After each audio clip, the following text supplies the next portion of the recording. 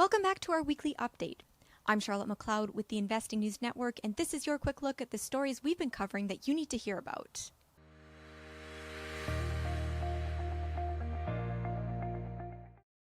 The gold price has been holding strong above $17.50 per ounce for most of this week, even nearing an 8-year high. So what better time to speak with Ronald Stoeferle, managing partner at Incrementum and author of the In Gold We Trust report. The report, which was released recently, projects a gold price of $8,900 by 2030.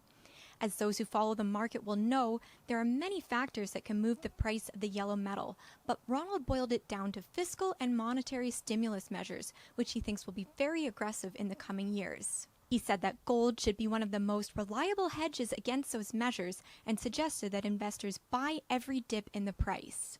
In the battery metals space, Simon Moores of Benchmark Mineral Intelligence testified to the U.S. Senate for the third time.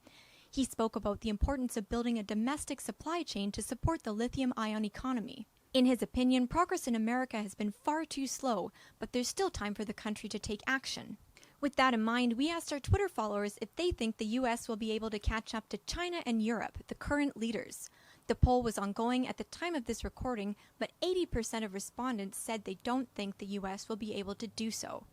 We'll be asking another question on Twitter next week, so make sure to follow us and share your thoughts. In the marijuana space this week, INN tuned into Prohibition Partners' online cannabis event.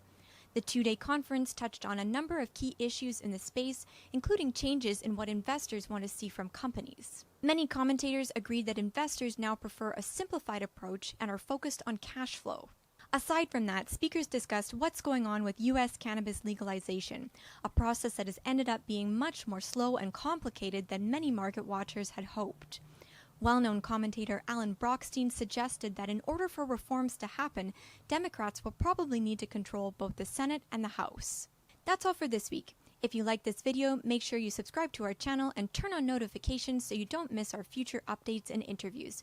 You can also follow us on social media and click below for our free report or any article mentioned in this video. See you next time.